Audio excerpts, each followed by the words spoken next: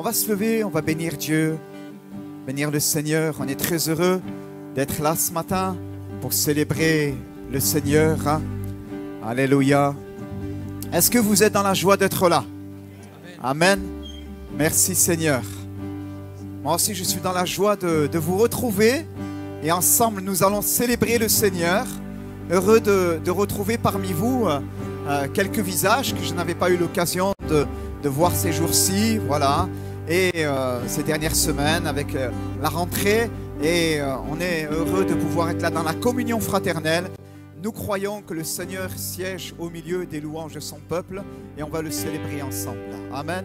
Voilà, je laisse tout de suite la place à notre frère Nicolas. S'il te plaît, tu pries en notre nom et on commence tout de suite. Amen. Alléluia. Seigneur, aide-nous à disposer nos cœurs ce matin. Seigneur, on vient dans ta présence. On vient te dire, Seigneur, prends toute la place au milieu de nous ce matin. Au milieu de nous, mais au milieu, Seigneur, dans notre cœur. Seigneur, que nos cœurs soient ouverts à toi ce matin. Je sais que tu nous fais la promesse d'être là et je ne veux pas passer à côté ce matin. Mais croire que tu es là au milieu de nous et alors que tu es là, je veux t'ouvrir mon cœur. Seigneur, viens.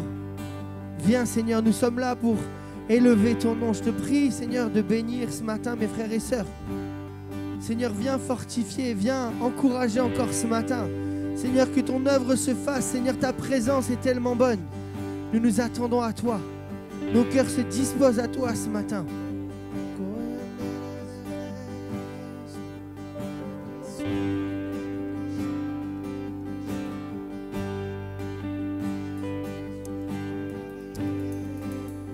Laisse entrer le roi de gloire, acclamons-le, Dieu de victoire, il est vainqueur, faisons-lui place, il est roi et Seigneur. Est-ce qu'on peut laisser entrer ce matin? Laisse entrer, faisons-lui toute la gloire, acclamons-le, Dieu de victoire, il est vainqueur, faisons-lui placer, toute la place, il est roi, une dernière fois accueillons le Seigneur, laissons entrer le roi de gloire, acclamons-le, Dieu de victoire, il est vainqueur, faisons-lui place, il est roi et Seigneur.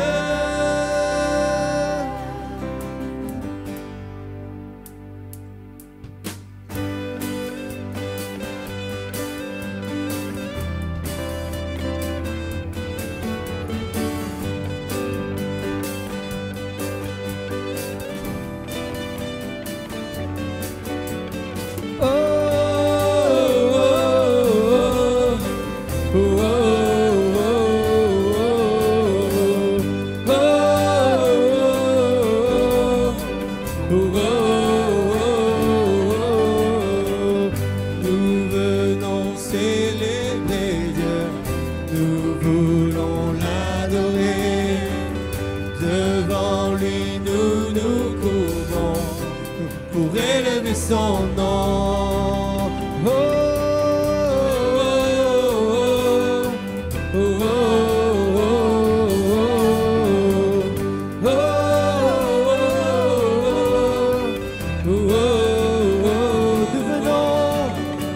oh, nous venons célébrer Dieu, nous voulons l'adorer, devant lui nous nous courbons pour élever son nom. Laissons entrer le roi de gloire, acclamons-le, Dieu de victoire, il est vainqueur, faisons-lui place, il est roi et Seigneur. Oh, oh, oh, oh, oh, oh, oh, oh, oh, oh,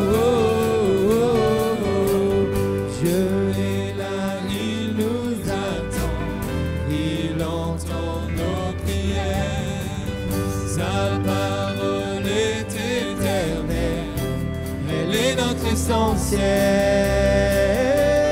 Laissons entrer le roi de gloire, acclamons-le, Dieu de victoire. Il est vainqueur, faisons-lui place. Il est roi et Seigneur. Laissons entrer le roi de gloire, acclamons-le, Dieu de victoire. Il est vainqueur, faisons-lui place. Il est roi et Seigneur.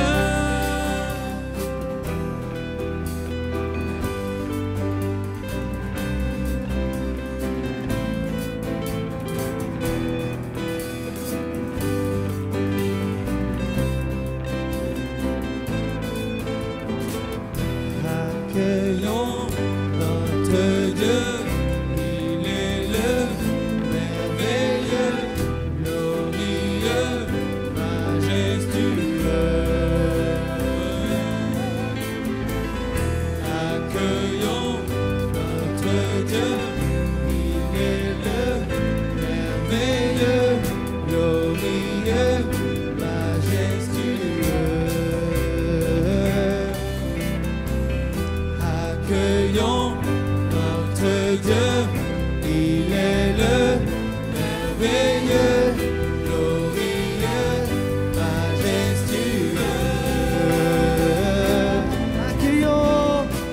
Accueillons notre Dieu, il est le merveilleux, glorieux, majestueux. Laissons entrer le roi de gloire, acclamons-le, Dieu de victoire. Il est vainqueur, faisons-lui place. Il est roi et Seigneur. Laissons entrer le roi de gloire, acclamons-le, Dieu de victoire. Il est vainqueur, faisons-lui place. Il est roi et Seigneur. Oh, oh, oh, oh, oh, oh, oh,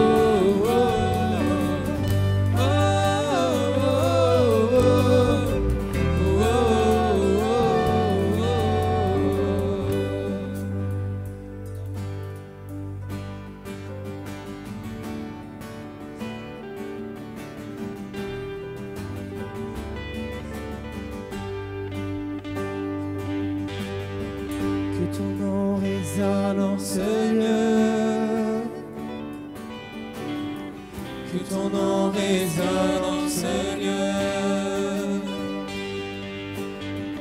que ton nom résonne en ce lieu, Jésus, que ton nom résonne en ce lieu, que ton nom résonne en ce lieu. Que ton nom résonne en ce lieu, que ton nom résonne en ce lieu, Jésus, que ton nom résonne en ce lieu, que les murs tremblent au son de nos louanges, alors que nos voix s'unissent à celles des anges. Répands sur nous ton esprit, ta puissance, ô Jésus, que ton nom résonne en ce lieu, que ton nom résonne en ce lieu, que ton nom résonne en ce lieu.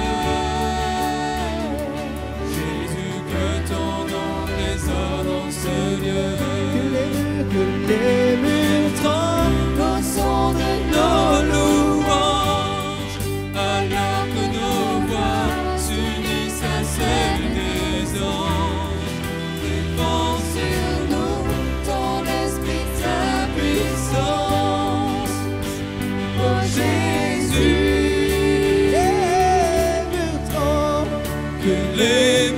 tremblent au son de nos louanges, alors que nos voix s'unissent à celles des anges. Répands sur nous ton esprit, ta puissance. Oh Jésus, nous chantons ton nom en ce lieu. Oui, nous invoquons ton nom en ce lieu.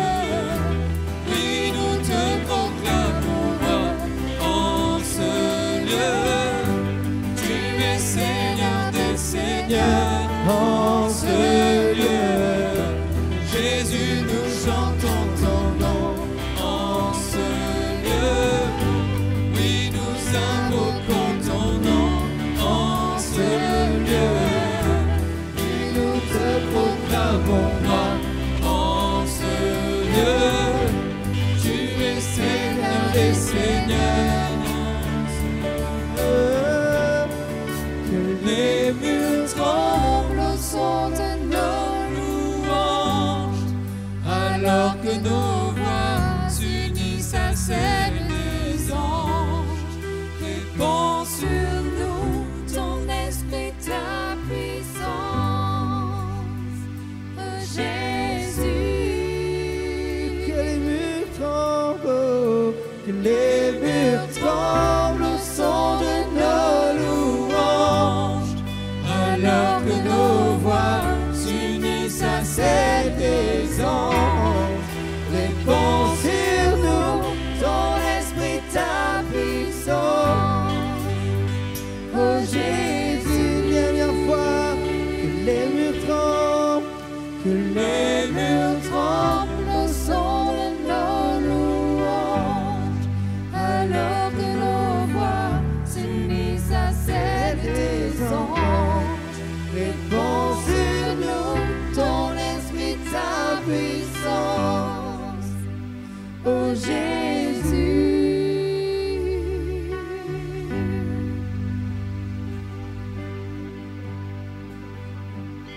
Alléluia. Ce matin, on va déclarer que l'Esprit du Seigneur est dans ce lieu.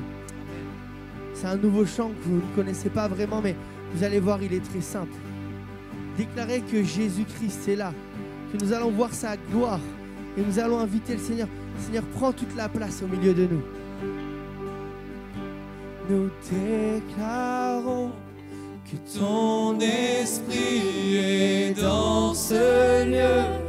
Nous allons voir la gloire de Dieu, car Jésus-Christ est là.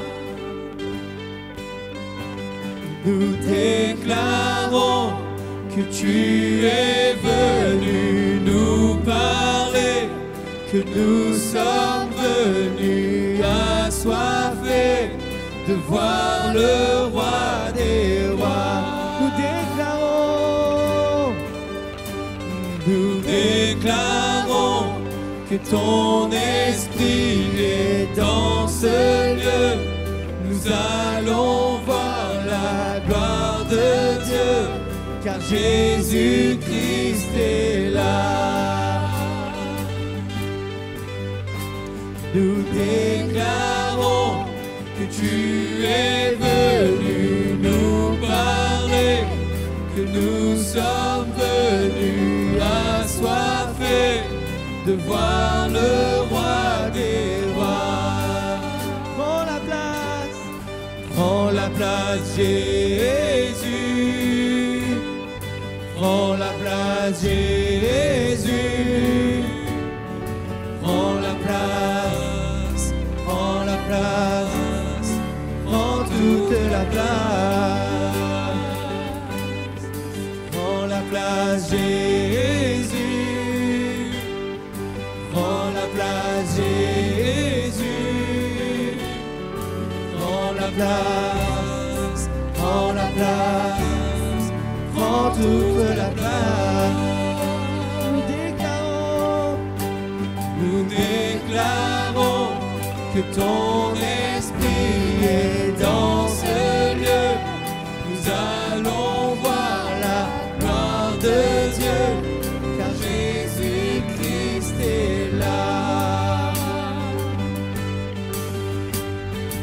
déclarons que tu es venu nous parler, que nous sommes venus assoiffés de voir le roi des rois. Quand nous déclarons que ton esprit dans ce lieu, nous allons voir la gloire de Dieu, car Jésus-Christ est là. Nous déclarons que tu es venu nous parler, que nous sommes venus assoiffés de voir le roi des rois. Prends la place, Jésus. Prends la place, Jésus. Prends la place, prends la place, prends toute la place. Prends la place, Jésus. Prends la place, Jésus. Prends la place, prends la place, prends toute la place. Prends la place, Jésus. Prends la place, Jésus. Prends la place, prends la place, prends toute la place. Encore une dernière fois, prends la place, Jésus. Prends la place, Jésus. Prends la place, Prends la place, prends toute la place. Ce matin, vite, le Seigneur prend toute la place.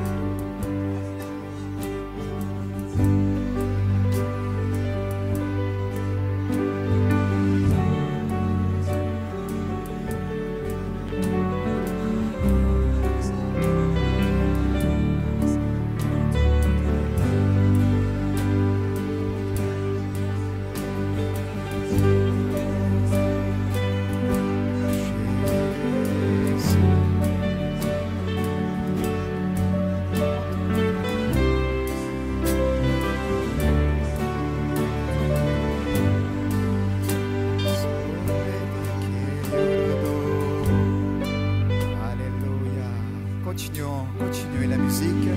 Restons dans cet esprit de prière. Continuez à lever nos voix. Continuez la musique à jouer. Prends la place. Alléluia. Il est digne. Alléluia. Chantons en esprit. Célébrons le Seigneur qui est au milieu de nous. Alléluia. Célébrons-le dans notre cœur. Amen. Célébrons-le de tout notre cœur. L'Écriture déclare: entretenez-vous par des hymnes, par des cantiques, alléluia, chantant des louanges, chantant à la gloire du Seigneur. Amen. Alléluia. Merci Seigneur Jésus. Alléluia.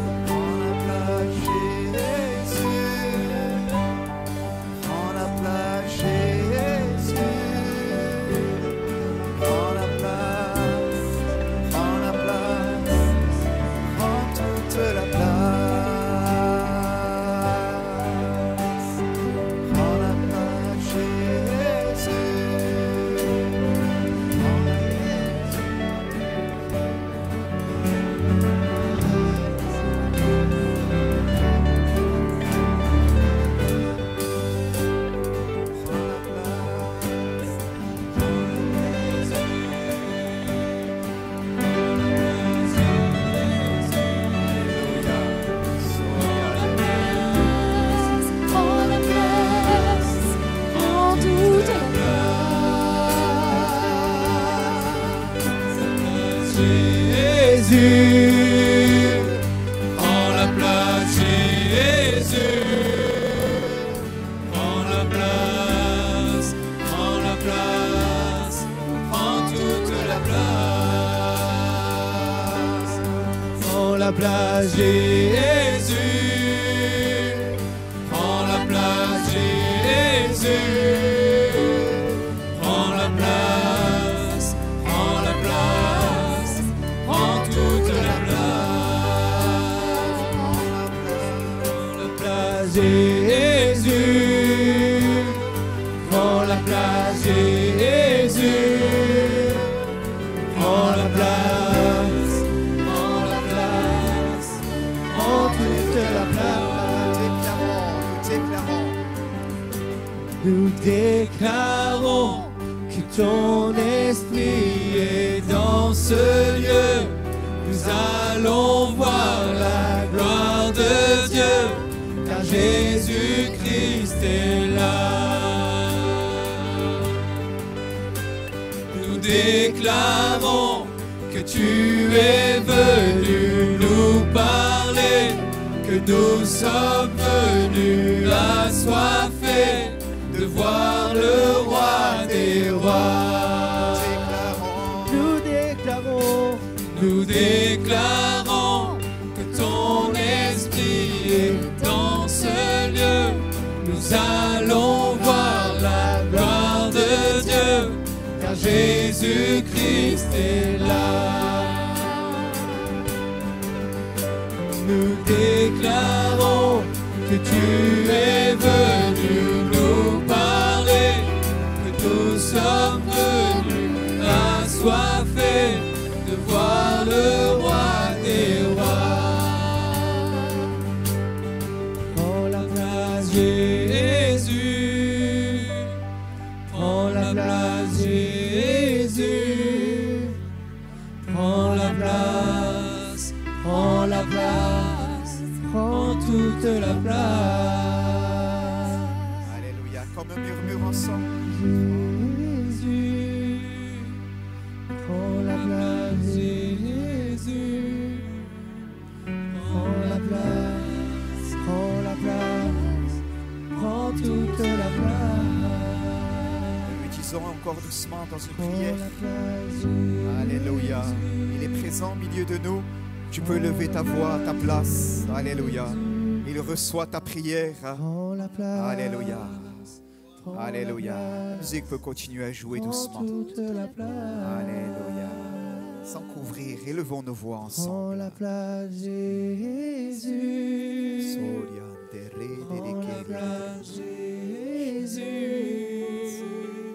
Prends la place, prends la place, prends toute la place.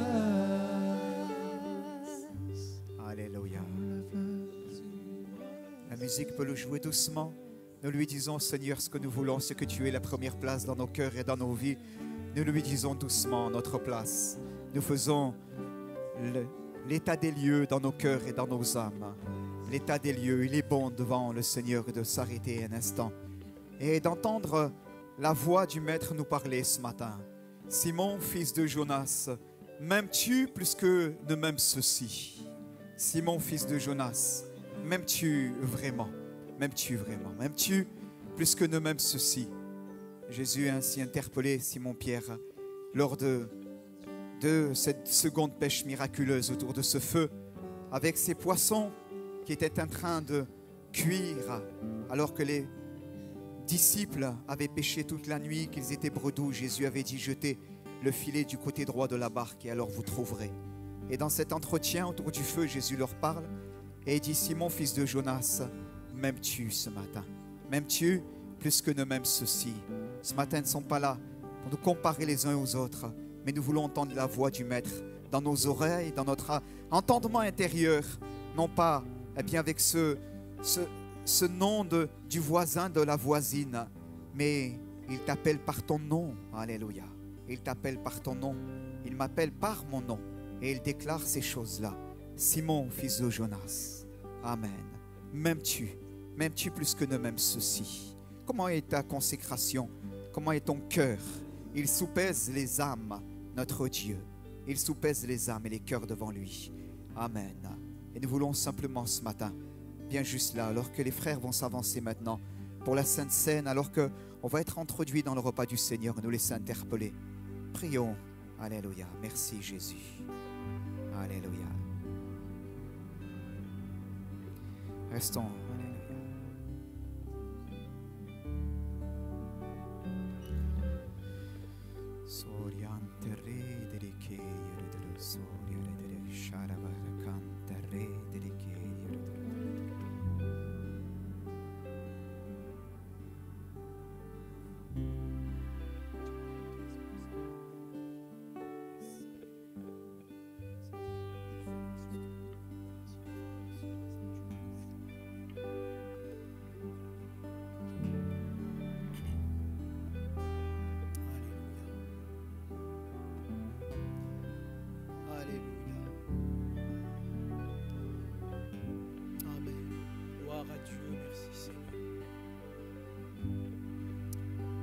Soit le Seigneur, amen.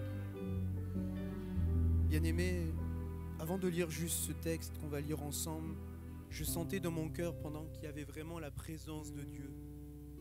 Pendant qu'on chantait ce chant, prends la place. Et il est dit qu'il est écrit dans le texte qu'on vient de lire ensemble, cette parole, il dit Jésus est là. Christ est là.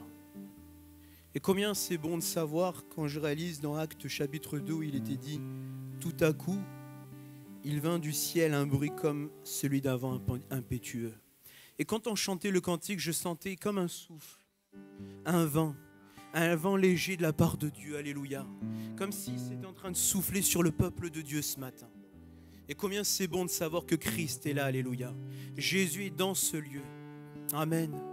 Béni soit le Seigneur. Alors je voudrais lire ce court passage avec vous, mes frères et sœurs, 1 Corinthiens 11, verset 23, il est écrit « Car j'ai reçu du Seigneur ce que je vous ai enseigné, c'est que le Seigneur Jésus, dans la nuit où il fut livré, prit du pain. Et après avoir rendu grâce, le rompit et dit, ceci est mon corps, qui est rompu pour vous. Faites ceci en mémoire de moi. De même, après avoir soupé, il prit la coupe et dit, cette coupe est la nouvelle alliance en mon sang. Faites ceci en mémoire de moi toutes les fois que vous en boirez. Car toutes les fois que vous mangez ce pain et que vous buvez cette coupe, vous annoncez la mort du Seigneur jusqu'à ce qu'il vienne. Amen. C'est pourquoi celui qui mangera le pain ou boira la coupe du Seigneur indignement sera coupable envers le corps et le sang du Seigneur. Que chacun donc s'éprouve soi-même et qu'ainsi qu'il mange du pain et boive de la coupe. Car celui qui mange et boit sans discerner le corps du Seigneur boit un jugement contre lui-même. Alléluia. Seigneur, je veux bénir ton nom, te rendre grâce. Merci pour ta présence. Comme on a chanté, Jésus est là. Prends toute la place, Seigneur. Merci pour ce rafraîchissement de ta parole. Merci pour le rafraîchissement de l'Esprit de Dieu. L'Esprit de Dieu domine dans ce lieu. Alléluia. Mais Seigneur, c'est vrai, nous voulons prendre aussi, Seigneur, ces symboles, ces emblèmes qui viennent de ta part. Seigneur, merci pour ce pain et ce vin. Merci pour le pain qui représente le corps de Christ. Et nous voulons nous nourrir de ta parole chaque jour, chaque instant, mon roi des rois. Merci Seigneur pour le sang, Jésus. Le sang de l'agneau qui purifie, alléluia. Le sang de Jésus qui pardonne, Seigneur, amen. Seigneur, merci parce que tu nous as justifiés, amen. Sois béni, mon roi des rois. À toi toute la gloire, à toi toute la louange. Amen. Voilà, bien-aimés, ceux qui sont baptisés, Seigneur, vous pouvez vous lever. On va passer chacun. Amen.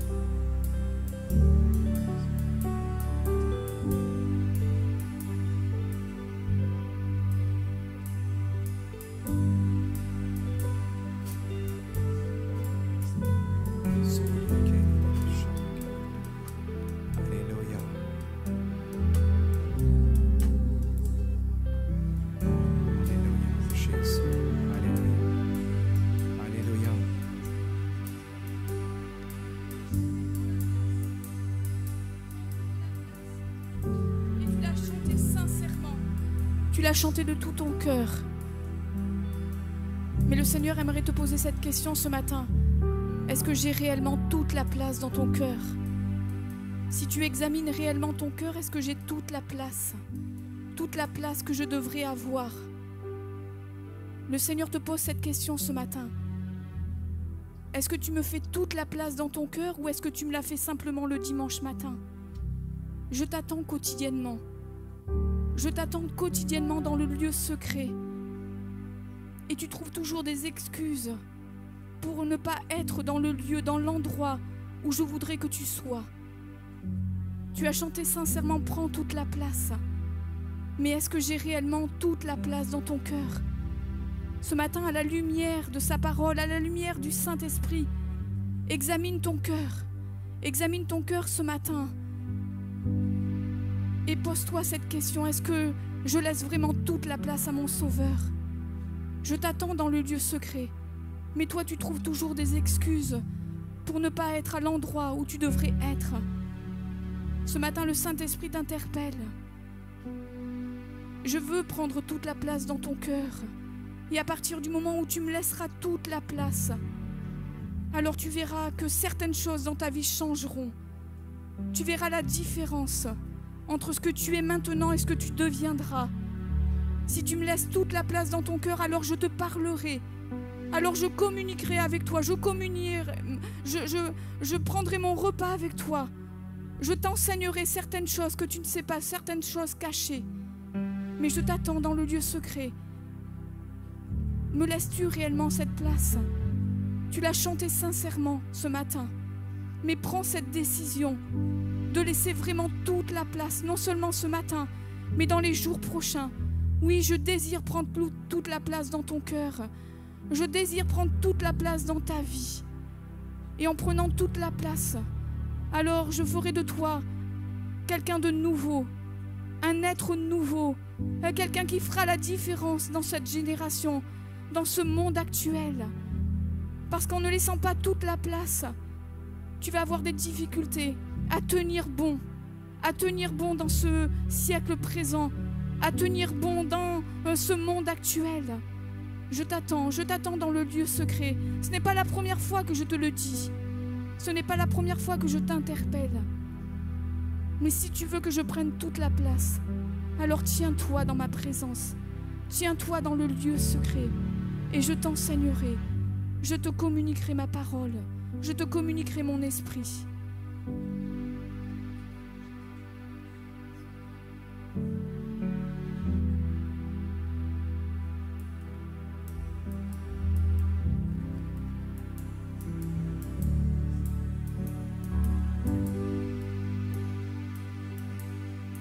Prends la place, Jésus.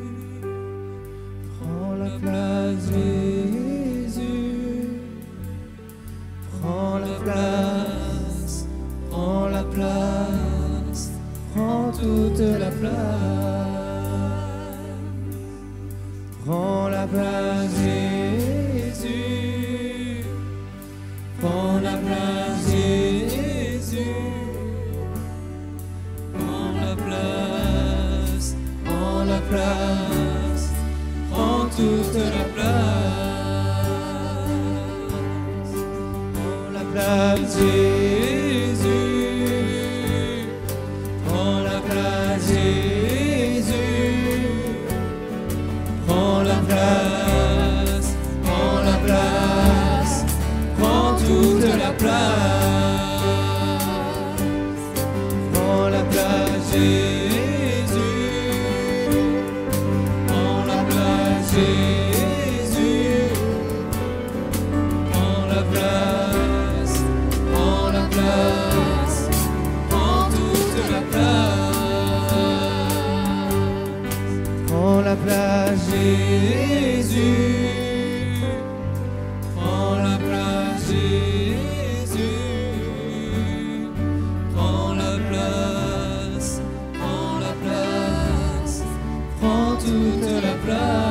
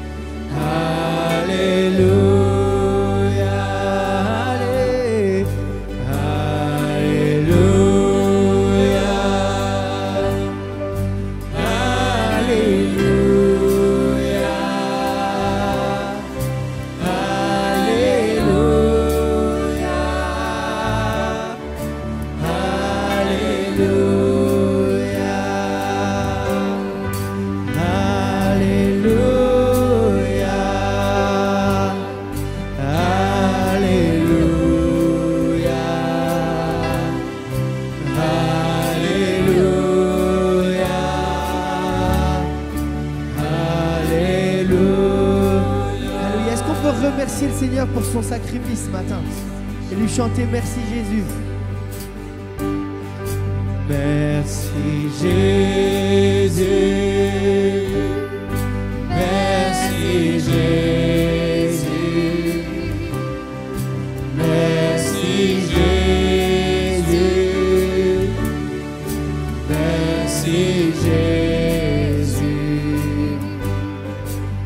merci Jésus, merci Jésus.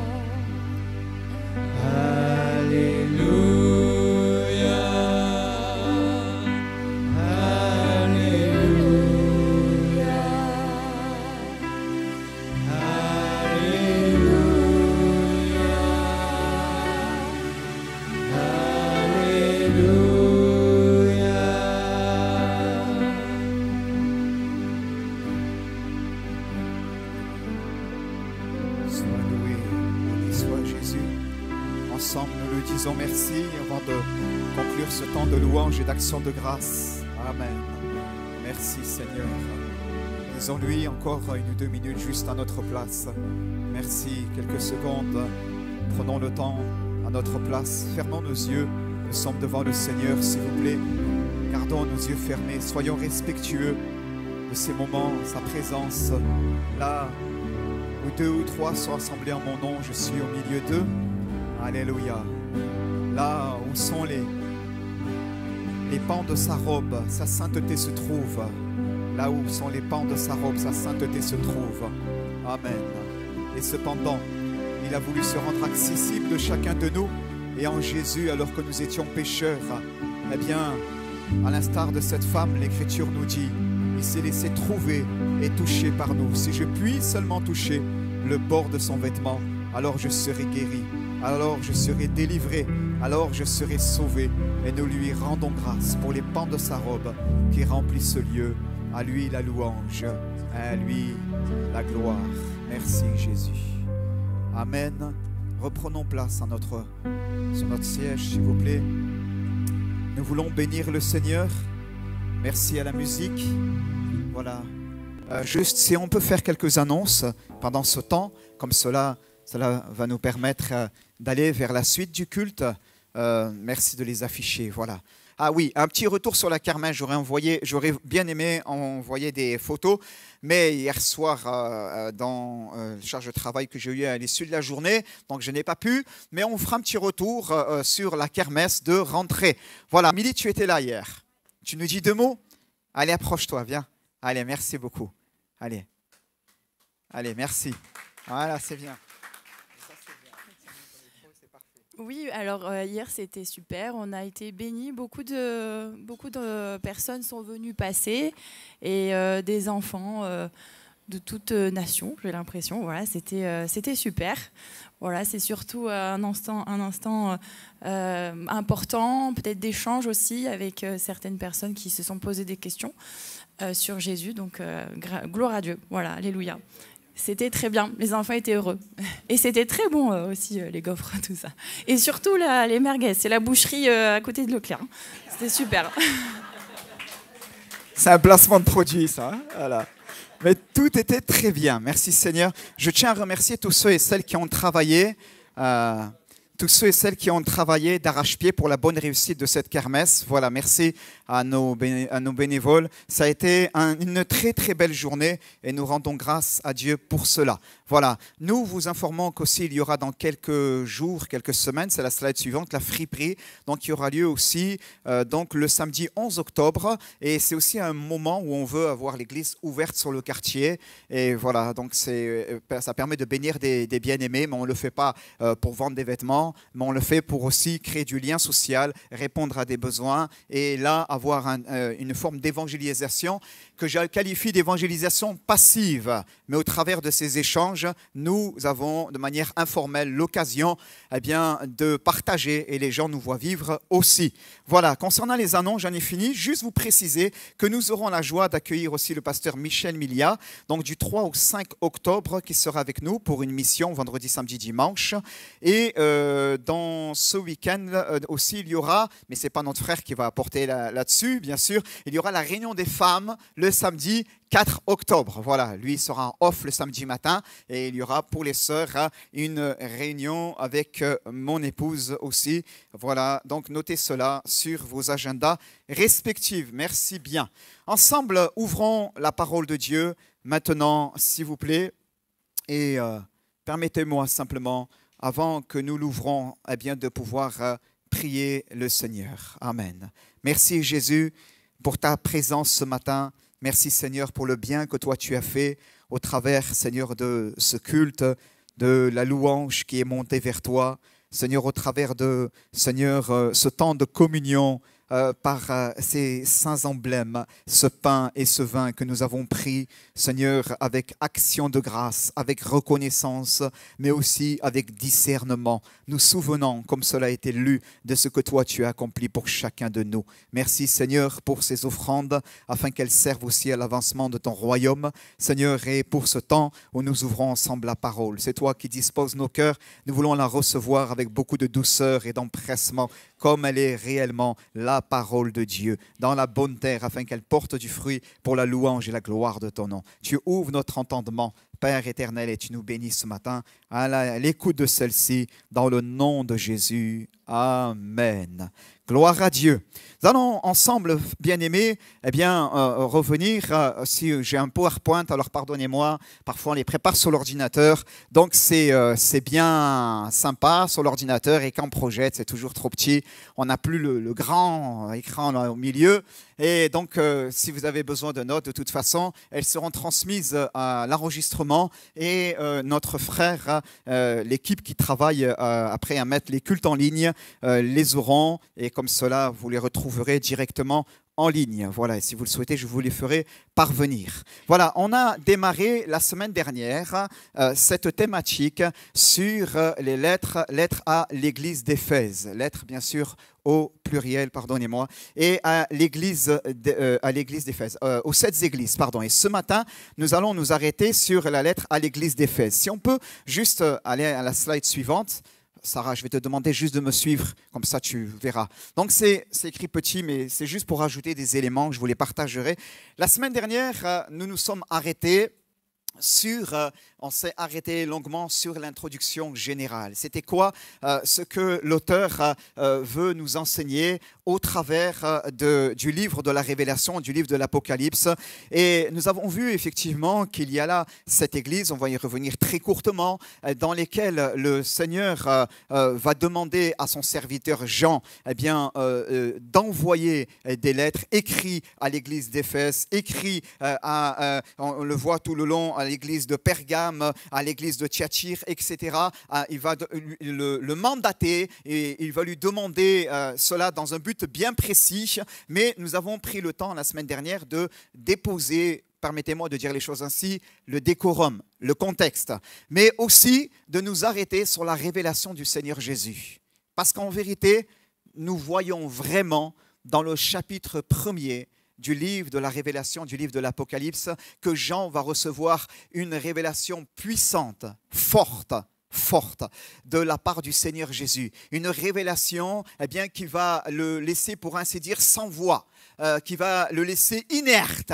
L'Écriture nous dit qu'il va tomber comme mort et que le Fils de l'homme, Jésus, celui qui lui apparaît, va lui parler et va lui demander bien sûr de se tenir sur ses pieds et là va le relever et va lui parler pour lui dire voilà, je suis le premier, le dernier, le vivant, j'étais mort et me voici, je suis vivant au siècle des siècles, je tiens les clés de la mort et du séjour des morts. Sois sans crainte, Jésus avait dit à son serviteur Jean et va lui dire écris donc ce que tu as vu et ce qui va se produire ensuite. Alors, je veux juste redéposer quelques slides. Alors, on a noté cela, c'est moi, Jean, votre frère. C'est l'un des 12, c'est l'un des 3 intimes de Jésus. C'est celui qui va mettre sa tête sur la poitrine du Seigneur Jésus lors du dernier souper et que Jésus avait annoncé que quelqu'un allait le trahir. Pierre avait fait signe à Jean de demander qui est-ce et Jean avait la tête sur la poitrine de Jésus et va lui demander. On le voit dans ces moments vraiment intimes. Il est le seul des 12 que nous voyons être présent au pied de la croix et à lui, Jésus va recommander Marie, sa mère. Il va dire, Jean, voici ta mère. Et il va dire à Marie, femme, voici ton fils. Et dès ce jour-là, Jean va la prendre avec lui. Il est Jean, le fils du tonnerre, fils de Boanerges, fils du tonnerre, qui deviendra le disciple que Jésus aimait. Ou encore, on voit dans l'épître, dans ses épîtres, on l'appelle le disciple de l'amour. Amen. Les circonstances de rédaction. L'Écriture nous montre que Jean était dans l'île appelée Patmos à cause de la parole de Dieu et du témoignage. C'est clairement indiqué au verset 9. Il est en exil sur l'île appelée Patmos suite à la persécution déclenchée par l'empereur Domitien. On est aux alentours de 95 après Jésus. On considère que Jean devait avoir aux alentours de 80 ans et qu'il est là comme en résidence surveillée. Quand vous regardez l'histoire de l'Église, j'en parlais avec mon épouse ce matin autour du café et je me disais c'est surprenant. Jean, je regardais un peu encore une fois le contexte, ce qui s'est passé avec l'empereur Domitien, les persécutions que les premiers chrétiens vont subir sous son règne et l'histoire raconte qu'on a pris Jean, on a voulu se débarrasser de lui, on l'a trempé dans l'huile bouillante mais il n'y avait rien à faire, il est sorti indemne et c'est pour ça qu'il a fini dans l'île appelée Patmos.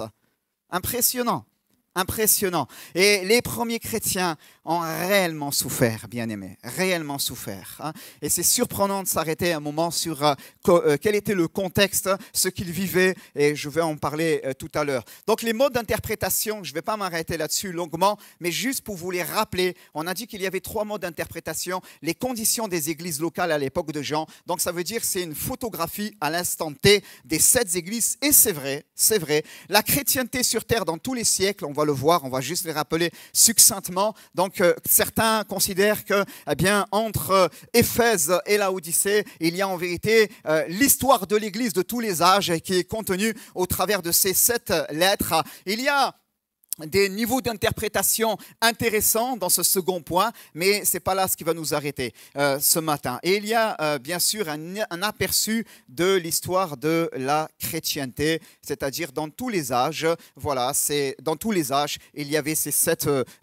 églises, 1er, 2e, 3e siècle et ainsi de suite. Ce n'est pas simplement une photographie au premier siècle de notre ère. Ce n'est pas un panel de l'histoire, mais c'est une réalité qui aussi a été là et qui s'est conjuguée au travers des âges aussi. Un aperçu de l'histoire de la chrétienté, je ne vais pas revenir là-dessus. On a dit Éphèse, c'est l'église du 1er siècle. Smyrne, c'est du 1er au 4e siècle, l'église qui va connaître des persécutions par les différents empereurs romains. Pergame, 4e, 5e siècle, le christianisme reconnu comme religion officielle par l'empereur Constantin. Donc Thyatire, Sardes, Philadelphie, Laodicée, l'église des derniers jours. Et il y a là une chronologie qui est intéressante, mais ce n'est pas l'objet de ce matin. Et quand on regarde les 7 lettres, il y a une similarité entre chacune d'elles.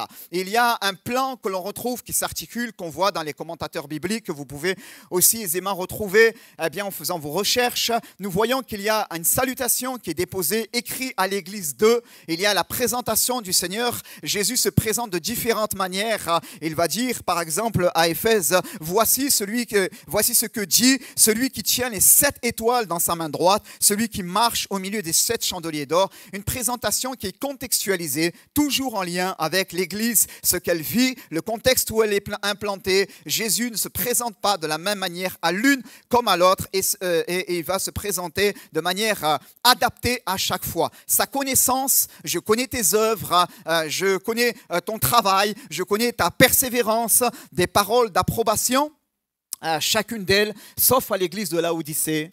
C'est le silence, il n'y a pas de parole d'approbation. Des reproches, sauf pour Smyrne et Philadelphie. Une exhortation, je te recommande, repens-toi. Il va ainsi parler de différentes manières. Et à chaque fois, et cela c'est merveilleux, avec notre Seigneur, il y a une promesse.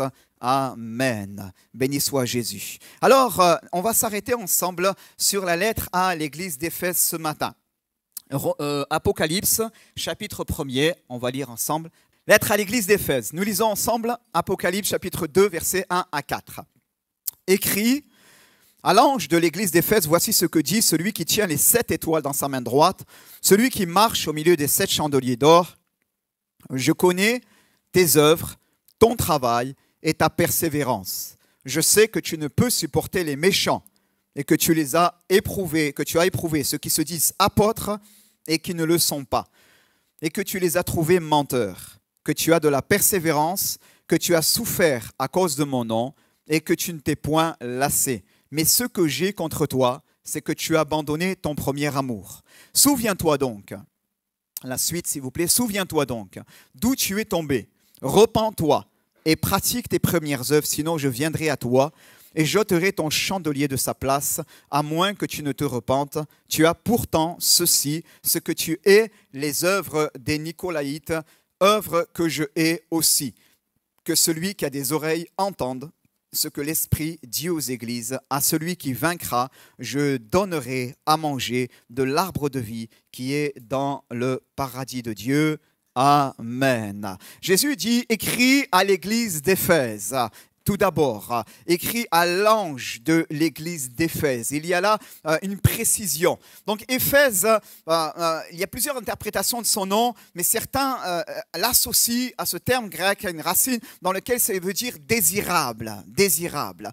Cette ville, elle a été fondée environ 1000 ans avant Jésus-Christ. C'était une très très grande agglomération. On considère qu'il y avait à ce moment-là environ 250 000 habitants au moment de son apogée. Ça a été, quand on lit, c'est intéressant de regarder l'histoire d'Éphèse au travers du livre des Actes des Apôtres. Vous avez des éléments vous permettant de connaître et de voir comment l'œuvre, quelques éléments concernant la ville d'Éphèse, mais aussi comment l'Église va s'implanter là-bas. Vous pouvez lire l'épître aux Éphésiens et bien sûr que vous pouvez superposer à d'autres épîtres dans lesquels il est parlé aussi de Éphèse et bien sûr là dans le livre de l'Apocalypse. C'était une plaque tournante, Éphèse, pour le commerce, l'économie, la politique, la culture. C'est une ville incontournable. Une ville incontournable dans le bassin méditerranéen d'antan. Éphèse, sa situation géographique et historique, eh bien, on voit que c'était aussi une ville qui avait une grande influence sur tout le reste de l'Asie mineure. C'est une ville qui était un centre religieux très important. Si vous vous souvenez, dans le livre des Actes des Apôtres, quand Paul va venir implanter l'œuvre de Dieu à Éphèse, eh bien, au début, les choses vont bien se passer, mais rapidement, il va y avoir un soulèvement. Au bout d'un moment, parce qu'il va y avoir parmi eux quelques orfèvres qui vont voir qu'à cause du mouvement de réveil qui a lieu à ce moment-là à Éphèse, ils sont en train de perdre leur business, d'accord ? Il y avait le temple qui était le temple phénoménal qui était consacré à la déesse Diane ou Artémis, et là, à ce moment-là, ils voient leur gagne-pain, leur être quelque part volé par la prédication et le ministère de l'apôtre Paul et les fruits qu'il porte, un grand réveil. L'Écriture nous montre, c'était aussi un centre occulte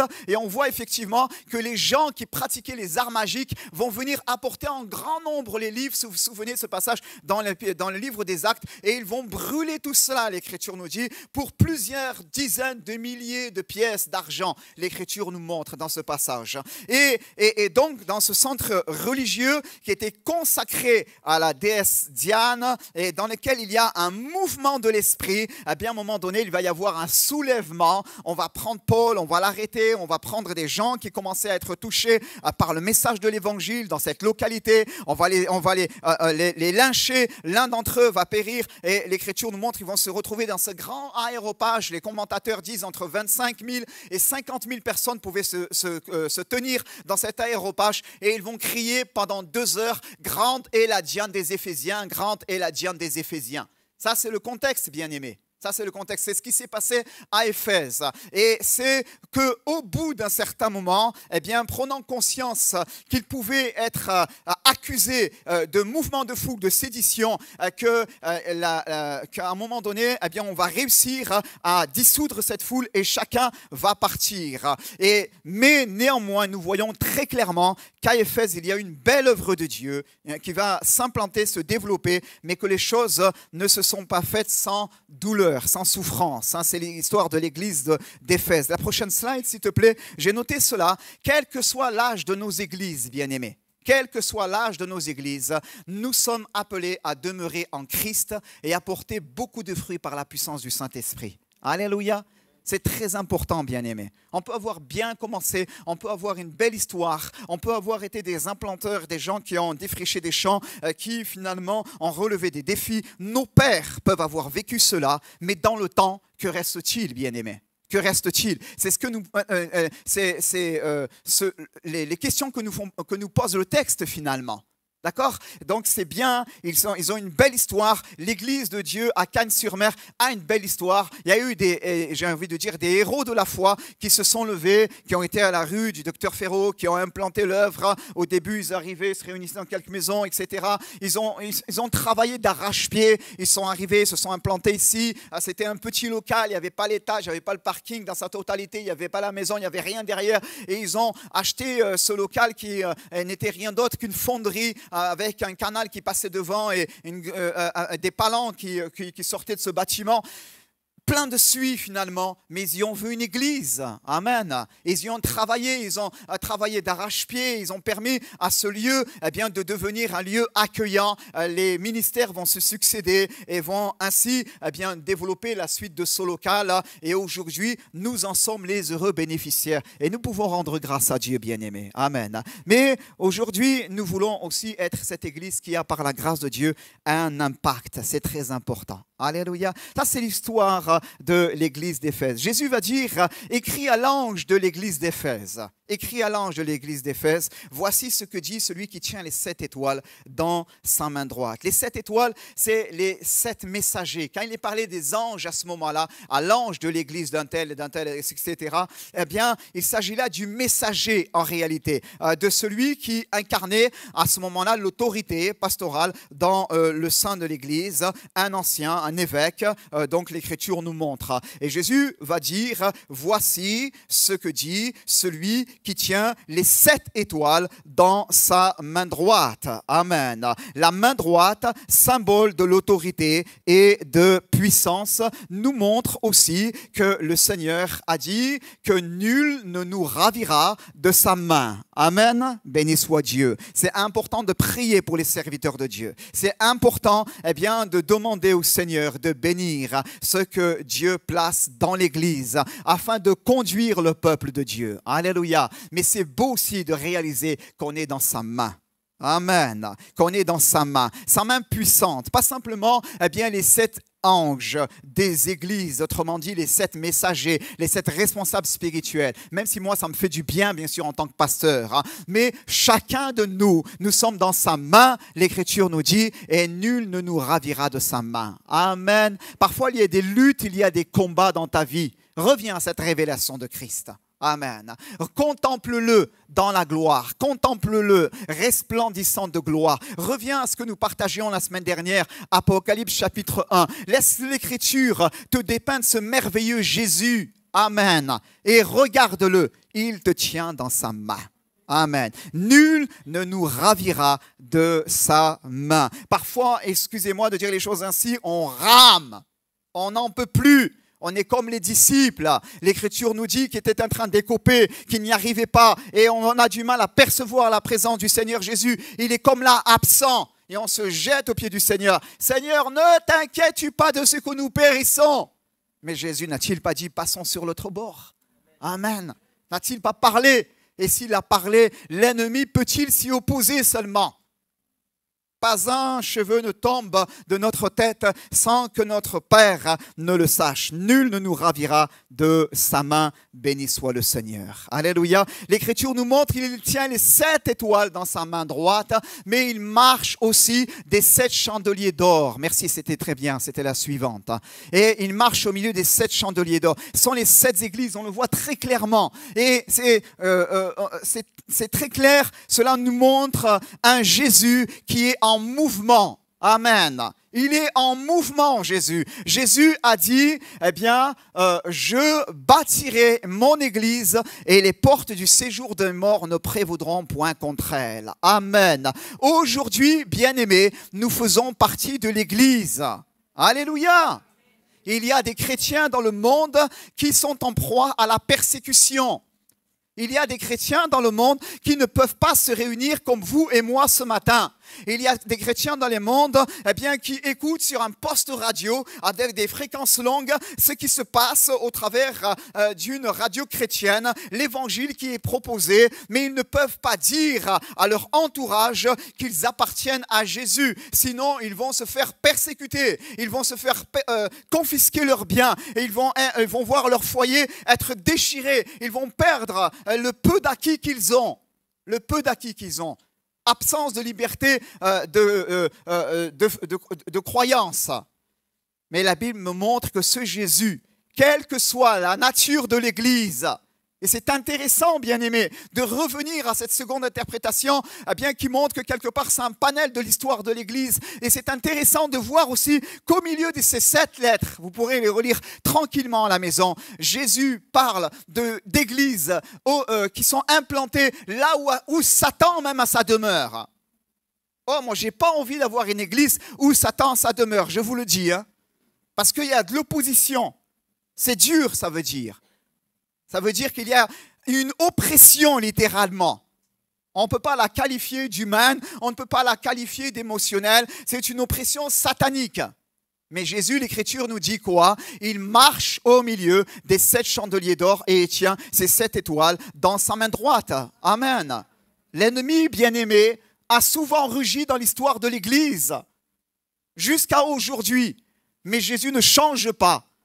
Il reste le même, celui qui tient toutes choses dans sa main droite, symbole de sa toute-puissance et de son autorité, et qui marche au milieu des 7 chandeliers d'or. Chacune d'entre elles lui appartient. Les 7, bien sûr, symbole de plénitude qui représente cette réalité unique, une seule et même Église. Il marche, il est au milieu. Amen. Ne crains pas le malheur, ne crains pas la persécution, ne crains pas la souffrance, ne crains pas l'oppression, ne crains pas ces choses-là. Jésus dit, je marche au milieu de toi. Amen. C'est cela, bien-aimé, que déclare Jésus à cette première église d'Éphèse. Et c'est cela que Jésus veut nous dire aussi ce matin. Amen. Il continue, il lui parle, mais il dit, je connais tes œuvres, ton travail et ta persévérance. Amen. Je connais tes œuvres, ton travail. On peut y voir là, dans notre langage usuel là, comme un synonyme en disant, ouais, il dit la même chose. Voilà. Mais c'est intéressant de regarder dans le grec le mot œuvre vient de ce terme qui signifie ergon, que nous découvrons en Éphésiens 2:10. Nous sommes son ouvrage, ayant été créés en Jésus-Christ pour de bonnes œuvres que Dieu a préparées d'avance afin que nous les pratiquions. Amen. C'est pas le boulot que je peux faire. Ça, c'est normal. Mais il y a des réalités spirituelles. Il y a des bonnes œuvres que Dieu a préparées d'avance pour nous afin que nous les pratiquions. Et quand Jésus dit « Je connais tes œuvres », elle est alignée avec ce que le Maître avait prévu. Amen.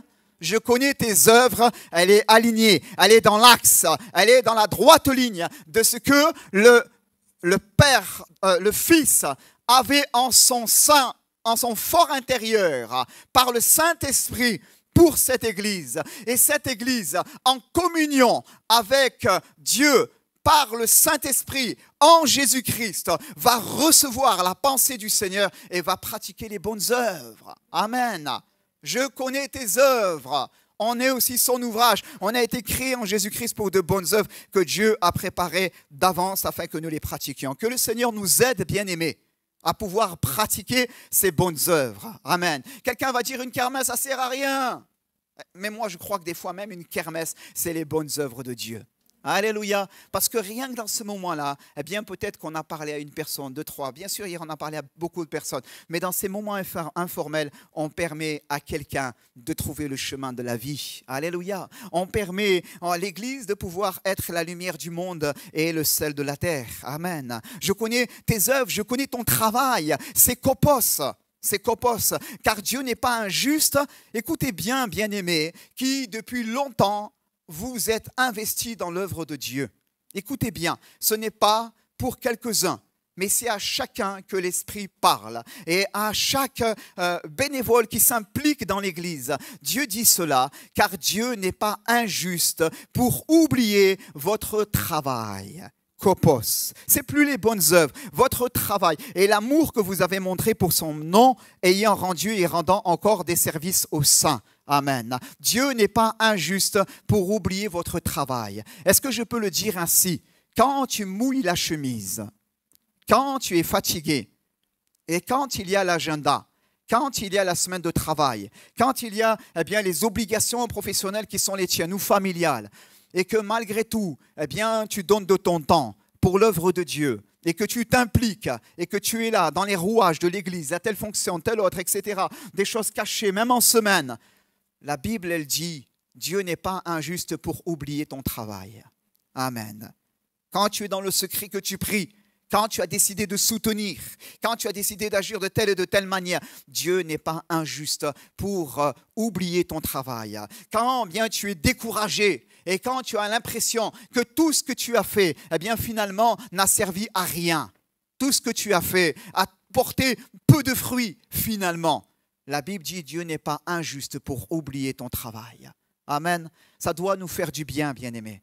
Parce qu'il y a toujours un moment ou l'autre où le serpent ancien vient murmurer à nos cœurs. Tu vois, tu as perdu ton temps finalement. Tu as perdu ton temps. Tu t'es consacré, tu as transpiré, tu as fait ceci, tu as donné de l'attention, mais ça n'a pas porté le fruit escompté. Tu aurais dû faire autre chose. Mais Dieu n'est pas injuste pour oublier notre travail. Alléluia. Quand tu n'as pas fait le choix de partir je ne sais où pour pouvoir simplement jouir de la vie, mais que tu as mis des priorités dans ta vie et que tu as dit, moi je veux qu'il soit à la première place dans ma vie. Parfois ça t'a coûté, ça m'a coûté, mais Dieu n'est pas injuste pour oublier notre travail, bien-aimé. Amen. C'est important, bien-aimé. Demain, nous serons les uns et les autres, si le Seigneur tarde, au soir de nos vies, et nous ferons le bilan. Et ce texte-là viendra réchauffer notre cœur. Amen. Et dans l'éternité, le Maître pourra dire, entre dans la joie de ton Maître, bon et fidèle serviteur. Donc Jésus va dire, je connais tes œuvres, ton travail. La prochaine slide nous montre en 1 Corinthiens 15, 58 qu'il y a ces deux mots qui sont là. Ainsi, mes frères bien-aimés, soyez fermes, inébranlables, travaillant de mieux en mieux à l'œuvre du Seigneur. L'œuvre du Seigneur, c'est ergon, c'est les bonnes œuvres que Dieu a préparées d'avance, sachant que votre travail, kopos, les efforts, tout ce que nous mettons en œuvre ne sera pas vain dans le Seigneur. On retrouve là, ces deux mots, c'est intéressant. Ta persévérance, amen. Je connais ta persévérance. Cette église est une église persévérante. C'est noté à 2 reprises. Et c'est le trait caractéristique d'un homme qui ne dévie pas de son but. délibéré de sa loyauté à la foi, à la piété, malgré les épreuves et les souffrances. D'accord? Il est parlé dans le contexte d'épreuves, il est parlé de souffrances, et Jésus va dire, eh bien, voilà, je connais ta persévérance. Amen. Je connais tes bonnes œuvres, ta persévérance, ton travail. Et il va lui dire, je sais, la prochaine slide, s'il te plaît, je sais que tu ne supportes pas les méchants et ceux qui se disent apôtres et qui ne le sont pas. Amen. Que tu les as éprouvés et que tu les as trouvés menteurs. Amen. L'Église doit nourrir un discernement spirituel. L'Église d'Éphèse était une Église avec un discernement spirituel. Amen. Vous savez, c'est important. Aujourd'hui, sur la toile, il y a beaucoup d'apôtres, bien-aimés. Il y a beaucoup d'apôtres qui ont implanté pas grand-chose au final. Comprenez? Apôtre, apostolos, envoyé. C'est celui qui a fait ses preuves sur le terrain, celui qui a porté du fruit, celui dont je peux voir, oui, effectivement, il a implanté des églises. Il y a des apôtres parfois chez nous, même dans la famille des assemblées de Dieu, que nous n'avons même pas reconnus, qui sont partis dans le champ missionnaire, qui ont défriché des œuvres, qui ont défriché des champs, implanté des œuvres. On ne leur a pas nécessairement donné le titre, mais croyez-moi, ils avaient un vrai ministère apostolique, ceux-là, de vrais ministères apostoliques. Mais à l'ère de l'Internet, aujourd'hui, tout le monde est devenu apôtre. Tout le monde est devenu apôtre. Je connais eh bien aussi ton discernement. Je sais que tu ne supportes pas les méchants et que tu as éprouvé ceux qui se disent apôtres et qui ne le sont pas et que tu les as trouvés menteurs.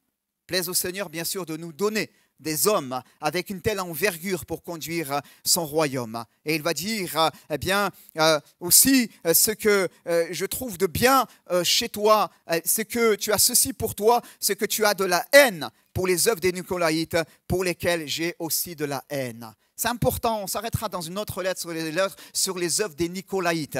Les œuvres des Nicolaïtes, c'est un encouragement à avoir un penchant à vivre selon la chair. À vivre selon la chair. Et c'est intéressant de s'attarder un peu sur cette doctrine-là. On le fera une autre fois, mais Jésus va dire, voilà, tu as ceci pour toi, tu as de la haine pour ces gens-là, pour cette doctrine-là. Et comme moi aussi, j'en ai aussi de la haine. Je n'appelle pas mes enfants à vivre de manière dans la légèreté, dans le péché, dans la luxure, voire même dans la débauche. Mais tu as de la haine pour ces œuvres-là. Et comme moi aussi, j'en ai. C'est intéressant. Et Jésus continue. Et il adresse néanmoins un reproche. Et parfois, voilà, c'est malheureux, mais les choses sont ainsi. Alors que le tableau est si beau, eh bien, et qu'on serait tenté de s'arrêter là, nous voyons que celui qui a des yeux qui sont semblables à des flammes de feu voit tout finalement. Il voit tout. Et ça nous fait un petit peu de la peine. Voilà. Jésus dit, ce que j'ai contre toi, c'est que tu as abandonné ton premier amour. Et ça nous fait un petit peu de la peine parce que finalement, on se rend compte que, eh bien, parfois on a un peu une trop haute opinion de nous-mêmes. On a un petit peu une trop haute opinion de nous-mêmes. Voilà, et on peut s'arrêter à ce que l'on fait, bien-aimé.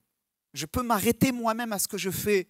Voilà, je connais tes œuvres, ton travail, ta persévérance. Je sais que tu as de la haine eh bien, pour les œuvres des Nicolaïtes. J'apprécie aussi ton discernement chez toi. Tu as éprouvé ceux qui se disent apôtres et ne le sont pas, et tu les as trouvés menteurs. Oh, mais tout ça, c'est bon. Moi, je coche toutes ces cases, bien-aimé. Mais parfois, voilà, et après, au bout d'un moment, Seigneur, qui a des yeux qui sont semblables à des flammes de feu et qui fouille tout et qui connaît, qui sont le cœur et les reins, au bout d'un moment, il dit, voilà, mais ce que j'ai contre toi, c'est que tu as abandonné ton premier amour. Ah, Seigneur, ça m'attriste, ça, Seigneur. Ça, je ne comprends pas, Seigneur, pourquoi tu me dis ça, alors que je donne tout, alors que je travaille, alors que je fais ceci, alors que je fais cela. Seigneur, voilà, ça me fatigue. Tu es un peu dur, ça me fatigue. Voilà, Seigneur, je ne comprends pas. Voilà. Mais Jésus parle avec vérité, et parfois, alors qu'on a du mal à comprendre, eh bien, on a besoin tout d'abord d'accueillir sa parole dans nos cœurs et de la laisser cheminer en nous, bien-aimés. La laisser cheminer en nous pour nous permettre eh bien, de prendre conscience de certaines choses. Parfois, ça demande un peu de temps. Vous savez, ça demande un peu de temps. Et d'abord, on n'est pas d'accord. On dit non, Seigneur, t'exagères. Seigneur, c'est pas possible. Je suis pas d'accord. Oh, vous savez, on est très spirituel. Hein. Tout ça, on ne le dit pas, mais on le pense intérieurement. Voilà, et ça s'agite au-dedans de nous-mêmes, même si on refoule ces pensées, mais elles sont là quelque part. C'est la manifestation de notre moi. Voilà. Et après, au bout d'un moment, ça chemine quand on est honnête avec le Seigneur. Ça chemine, et un peu, et un peu, et un peu. Et on se rend compte, Seigneur, je te demande pardon, tu as raison, je te demande pardon. Je te demande de m'aider à régler un petit peu les choses dans ma vie. C'est intéressant que Jésus ne dit pas tu as perdu, mais il dit tu as abandonné ton premier amour. Parfois, on a dit à tort que l'Église avait perdu son premier amour. Elle ne l'a pas perdu dans les Écritures. Le grec est très clair. Il nous dit qu'elle a abandonné. Elle a abandonné. Et quand on lit l'histoire d'Éphèse, de l'église d'Éphèse, on voit on en a parlé tout à l'heure, elle a une belle histoire, une très belle histoire. Elle va naître dans un contexte bien particulier. Elle va vivre vraiment un réveil spirituel, bien aimé. Vous savez, quand Paul écrit que nous sommes assis avec Christ dans les lieux célestes, il écrit aux Éphésiens. Quand Paul écrit que nous sommes en lui, amen. Quand Paul déclare que nous avons été sauvés pour de bonnes œuvres que Dieu a préparées d'avance, que nous avons été sauvés par grâce, que ça ne vient pas de nous, c'est le moyen de la foi, tout ça, c'est dans l'épître aux Éphésiens. Quand Paul va dire « Revêtez-vous de toutes les armes de Dieu », nous n'avons pas lutté contre la chair et le sang, qui va stimuler, encourager l'église d'Éphèse. Tout ça, c'est à eux. C'est à eux à qui plus tard Jésus va parler. Donc, ils ont une formidable histoire. Formidable histoire. 15 ans plus tard, quand vous lisez, vous savez, je relis entièrement, attentivement l'épître de Paul aux Éphésiens et je cherchais une corrélation entre la lettre qu'il y a dans dans Apocalypse chapitre 2 et leur histoire et l'épître. Et je me disais, voilà, ça vient de Dieu, il y a bien quelque chose là-dedans qui va me parler, qui va me montrer qu'il y a une corrélation. Et en fait, vous lisez, il parlait d'amour fraternel, il parlait de différentes choses, mais il y a beaucoup d'autres réalités que Paul va mettre en évidence, mais il semble que jusqu'au bout de la lettre, on va passer à côté finalement. On va passer à côté. Et dans sa conclusion, dans le dernier verset, Paul va écrire sous l'inspiration de l'Esprit que la grâce soit avec tous ceux qui aiment notre Seigneur Jésus d'un amour inaltérable. Alléluia! Un amour inaltérable. Amen. C'est intéressant. Et 35 ans plus tard, que reste-t-il? Jésus parle et il dit, ce que j'ai contre toi, c'est que tu as abandonné ton premier amour. Mais où est cet amour inaltérable finalement? Où est cet amour inaltérable? J'ai pris pour vous, bien-aimés, ce passage de Jérémie, chapitre 2, verset 2. Les paroles de Dieu parlent et dit « Va écrire aux oreilles de Jérusalem, de mon peuple, ainsi parle l'Éternel, je me souviens de ton amour. Lorsque tu étais jeune, église d'Éphèse, en acte 19, dans ta croissance, ton développement, dans l'implantation, dans le fait que tu as gagné tes âmes. Je me souviens de ton amour lorsque tu étais jeune, de ton affection lorsque tu étais fiancé et que tu me suivais au désert. C'était pas facile pour toi, mais tu me suivais dans une terre inculte. Il y avait de l'opposition, il y avait de l'occultisme, il y avait le culte de l'empereur, toutes ces choses-là. Mais Jésus dit, je me souviens. Et parfois, bien aimé, avec le temps, insidieusement, ce que je vous enseigne, je me le dis à moi le premier, bien aimé, insidieusement, ça vient s'installer dans notre vie. Et on est juste en train de s'appuyer sur le fer et on oublie ce qui compte devant Dieu. Tellement c'est notre présence devant lui. C'est la communion, c'est le visage. Il veut voir mon visage. Il ne veut pas me voir à l'œuvre comme le fils aîné, mais il me veut dans la communion avec lui. Bien-aimé, n'est-ce pas un travers naturel dans lequel nous pouvons tomber les uns les autres? Et nous avons besoin de faire un état des lieux en disant, Seigneur, effectivement, j'ai un peu besoin de revenir au premier amour, de revenir à ces réalités-là. Amen. Et c'est intéressant de, toujours, je l'ai dit, contextualiser les choses. Et quand on regarde dans le contexte, on comprend pourquoi Jésus dit cela. Ce que j'ai contre toi, c'est que tu as abandonné ton premier amour. Il y a à ce moment-là, en Éphèse, un culte qui vient de prendre place depuis quelques années. Et il y a un empereur qui exerce son autorité. Il s'appelle Domitien et il est cruel à l'égard des croyants. Déjà, il rencontre bien des difficultés, ces croyants. Et je vous passe les détails, c'est pour ça tout à l'heure je vous ai parlé de Saint Jean qu'on avait voulu ébouillanter dans de l'huile et finalement qui en est ressorti indemne et qui a été, selon l'histoire de l'Église, selon les pères de l'Église, emmené en exil à Rome. Mais la parole de Dieu nous montre, l'histoire nous montre aussi autre chose. C'est que finalement, eh bien, l'empereur Domitien avait mis en place, c'est un des premiers empereurs, sinon le premier je crois, sauf erreur de ma part, qui avait mis en place le culte de l'empereur. Jusqu'à présent, tu adorais Artémis, donc Diane, tu adorais tous les faux dieux, etc. Mais là, à ce moment-là, l'empereur, il dit « adorez-moi, adorez-moi ». Et là, ça change la donne, finalement. Ça change la donne. L'empereur s'incarne et il y a à ce moment-là une réalité, c'est qu'on veut qu'il soit perçu comme étant un demi-dieu. Un demi-dieu. Et avec les convictions qu'il animait, quelqu'un de cruel. Quelqu'un, même l'histoire nous raconte en fin de sa vie, de paranoïaque et qui va mourir cruellement. L'histoire nous montre à un moment donné, il va lui-même dire, voilà, adorez-moi, adorez-moi. Il va, dans ses temples païens, ériger une statue pour lui, c'est le culte de l'empereur, c'est le culte de l'empereur. Et là, on peut bien comprendre, bien-aimés, qu'à un moment donné, pour les croyants d'Éphèse, ça a été un peu dur. Comprenez ? Ça a été quelque peu difficile. En plus de tout ce qu'ils vivaient, ils étaient obligés d'adorer l'empereur. Et là, qu'est-ce qu'ils ont fait? Simplement, pour certains d'entre eux, ils ont essayé de ménager un peu la chèvre et le chou. Comprenez? Essayer un peu de raser les murs, de faire en sorte que finalement, eh bien, notre foi n'est pas autant mise en évidence, sinon, eh bien, ça peut m'attirer des ennuis. Comprenez? Je me noie au milieu des quelques 250 000 habitants. Voilà, je fais partie de la communauté des premiers croyants, mais j'essaye d'adapter ma piété, mon engagement spirituel en lien avec le contexte dans lequel je vis. Comprenez? Et il y a le culte de l'empereur. Mais l'église d'Éphèse, au début, elle a tout donné à Jésus. Elle a tout donné à Jésus. Elle n'a pas eu peur de la persécution. Ils se sont retrouvés dans ce même aéropage. Eh bien, les premiers disciples jetés en pâture à la foule. Et alors qu'ils criaient tous, grande, grande, grande est la Diane des Éphésiens, et qu'on voulait leur fin, ils vont tenir bon, bien-aimés. Mais dans le temps, tout finit par s'éroder si nous ne veillons pas sur nos cœurs. Même notre amour.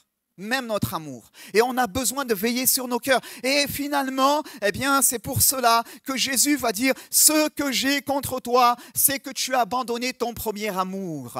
Voyez-vous, bien-aimés, aujourd'hui, Macron ne va pas faire une grande statue de lui-même, j'espère pas.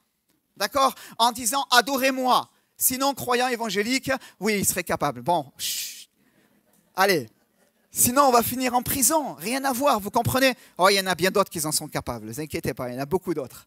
Et donc, sinon, adorez-moi, on vous finira en prison. Il y aurait tout de suite un soulèvement en France. Mais il y a une réalité au travers desquelles je me parlais personnellement. En me disant, est-ce que finalement, aujourd'hui, ce n'est pas un peu comme ça aussi avec toi? Est-ce que ce n'est pas comme ça, parfois, aujourd'hui, avec mes enfants? Est-ce qu'aujourd'hui, vous n'êtes pas plus dans le culte de votre moi plutôt que dans le culte que vous me devez? Comprenez? Parfois, nous cherchons en dehors un ennemi qui, quelque part, nous voudrait mettre un veto ou une cloche sur notre piété. Dans certaines régions du monde, c'est le cas, bien-aimés. Aujourd'hui, en France encore, eh bien, nous avons le privilège de jouir d'une certaine liberté d'expression. Nous pouvons nous réunir, de culte, du moins. Nous pouvons nous réunir et être là pour pouvoir partager notre foi. Donc on peut dire ça c'est pour tel pays du monde ou je ne sais trop quoi. Non, mais parfois la réalité elle est là, à l'intérieur de nous-mêmes. L'empereur c'est nous, bien-aimés. C'est nous qui reprenons trop facilement la place. On l'a chanté, bien-aimés. La place du Seigneur Jésus dans notre cœur. Comprenez? Et insidieusement, eh bien, nous reprenons une place qui était la sienne. Et nous ne sommes plus dans le culte que nous lui devons. Oh, bien sûr, on est à l'église, on le célèbre. Mais dans nos choix de vie, c'est notre moi qui prime, finalement. C'est notre moi qui dirige les choses. Notre moi qui dirige les choses. Et on n'est pas plus bien aligné comme le Seigneur le voudrait, finalement. Comprenez? Et Jésus dit à l'église d'Éphèse, mais il parle aussi à l'église de la fin des temps, et il dit, ce que j'ai contre toi, c'est que tu as abandonné ton premier amour. Il y a un autre culte qui a pris place dans ta vie. Il y a un autre culte qui a pris place dans ton cœur. Il y a une autre réalité qui est en train peu à peu d'occuper toute la place dans ta vie et me reléguer au second plan. Jésus peut nous le dire aussi. Et on a tous besoin, bien humblement, sans jugement aucun, mais de faire un examen de conscience pour dire, ah ben oui Seigneur, peut-être j'ai besoin de faire quelques réglages. Comprenez? Ça peut vite nous guetter cela, bien-aimés. Ça peut très vite nous guetter. Et on ne le voit pas, mais au bout d'un moment, c'est plus lui qui a la première place. C'est plus lui. Et c'est à ce moment-là que ce verset trouve toute sa force. Ce que j'ai contre toi, c'est que tu as abandonné ton premier amour. Et à ce moment-là, on peut juste dire, Jésus, tu as raison. Jésus, tu as raison. Tu peux continuer, sauter la slide suivante. Merci. Voilà, merci beaucoup. Les leçons spirituelles, moins une en particulier, tirées du déclin de la ville d'Éphèse. C'est intéressant de voir qu'Éphèse était une ville portuaire, bien-aimée. Tu peux mettre la prochaine slide, merci beaucoup. Éphèse était une ville portuaire, d'accord? Et qui, on l'a dit tout à l'heure, était une plaque tournante de l'économie de l'époque. Une ville très, très importante. Mais déjà, avant que Paul, en Acte 19, veuille prêcher le message de l'Évangile, Éphèse souffrait dans son port d'un problème d'ensablement. Et faisait que des bancs de sable venaient avec les courants, etc., tapisser le fond de l'eau et rendre impraticable le port, inexploitable le port. On a, à plusieurs reprises, quand vous regardez l'histoire d'Éphèse, déplacé son centre, Éphèse. C'est pour ça que Jésus dit, si tu ne te repens pas, je viendrai à toi, je prendrai ton chandelier et je le changerai de sa place. Parce que dans l'esprit des Éphésiens, ils savent que leur ville a elle-même, son centre de gravité a souvent bougé à cause de ce problème-là. Et ils ont essayé à plusieurs reprises d'essayer de draguer le fond, mais il n'y avait pas de moyens techniques comme aujourd'hui. Et Éphèse a souffert d'un ensablement qui a pris place et elle a perdu son poumon économique qui était là, lié à une industrie que le port contrôlait. Il y avait quelques routes, mais tout se jouait là. Il y avait un ensablement qui avait pris place. Et donc, à cause de cela, la ville d'Éphèse va connaître un déclin petit à petit, jusqu'à s'éteindre, et d'autres vont prendre le relais. Et d'autres vont connaître une croissance économique et vont pouvoir se développer. Comprenez? Et c'est dans ce moment-là que Jésus va parler aussi à l'église d'Éphèse. Une église qui vit dans un endroit où le port, le lieu où elle habite, ne cesse d'être ensablé. Et j'ai noté, c'est important pour nous parce que ça m'a parlé. Qu'est-ce qui finalement a fini par ensabler mon cœur? Comprenez? Qu'est-ce qui finalement finit par ensabler ma vie? Parfois, il y a des réalités aussi qui viennent ensabler notre être intérieur. Vous savez, c'est comme les courants de ce monde qui viennent quand on ne garde pas notre cœur en Jésus et qui passent sans cesse et encore, et l'ennemi doucement fait une œuvre dans le cœur du croyant et il vient y déposer des bancs de sable. Les bancs de sable, d'une consécration à minuit, les bancs de sable où finalement, je viens de m'éloigner de sa parole, le banc de sable où peu à peu, j'en ai pas nécessairement conscience, mais ma vie intérieure est en danger. Ma vie intérieure est en danger. Et si je ne fais rien, comme cette ville, et plus tard, et hélas aussi cette église, à coup sûr, je vais aller sur un déclin spirituel. À coup sûr. Comprenez? Et ce matin, ce message a pour propos de nous interpeller par rapport à cela, bien-aimés. De nous interpeller et de dire, Seigneur, c'est vrai, je veux faire avec toi un examen de conscience. Tu parles tantôt d'une manière, tantôt d'une autre. Oh, je peux me cacher derrière ce que je fais. Mais ce matin, tu me parles de ma communion, de mon attachement à ta personne. Et tu me dis, ce que j'ai contre toi, c'est que tu as abandonné ton premier amour. Moi, je dis, non, Seigneur, je n'ai pas abandonné ton premier amour. Ce n'est pas vrai. Regarde ce que je fais. Mais toi, tu me dis, si. Et j'ai besoin dans la communion. C'est spirituel, par le Saint-Esprit, avec lui, dans le lieu secret, là, de le laisser éclairer mon âme. Et c'est par l'Esprit que je vois que les bancs de sable sont en train de remplir mon être. C'est par l'Esprit qu'à ce moment-là, je vois que certaines choses sont en train de remplir peu à peu ma vie. Il y a toujours en surface l'eau, mais ça devient peu navigable, peu praticable. C'est beaucoup plus dur pour aller en pleine eau, pour être avec Jésus dans la communion. C'est par l'Esprit. Et là, je réalise dans le secret. Et je dis là, Seigneur, tu as raison en vérité. Seigneur, permets-moi de revenir vers toi. Permets-moi de revenir vers toi. Alléluia. Et je termine, bien-aimé, avec ce verset. Jésus va dire que celui qui a des oreilles entende ce que l'Esprit dit aux églises, à celui qui vaincra. Alléluia. Avec lui, il y a toujours la possibilité de vaincre. À celui qui vaincra, je donnerai à manger de l'arbre de vie qui est dans le paradis de Dieu. Alléluia. Tu peux aller sur la dernière slide. Amen. Merci Seigneur Jésus. Amen. Celui qui vaincra, je donnerai de l'arbre de vie qui est dans le paradis de Dieu. Amen. Il y a, là aussi, une réalité spirituelle. Dieu a pour nous une communion parfaite avec lui en Jésus-Christ. Amen. Et il veut faire de nous des hommes et des femmes vainqueurs en lui. Amen. Vainqueurs en lui. Et il parle à nos cœurs et il dit à celui qui vaincra. Amen. C'est possible de vaincre avec lui. Si à Éphèse, ils ne sont pas arrivés à draguer le port, si à Éphèse, les bancs de sable ont eu raison de cette localité, Dieu parle à l'église et dit pour toi, il n'en est pas ainsi. Moi, je suis capable de t'aider à te débarrasser de ce qui pollue ton âme pour te permettre à nouveau d'être en pleine eau avec moi. Amen. Béni soit le Seigneur. À celui qui vaincra. C'est possible avec Jésus. Amen. Et ça me fait du bien.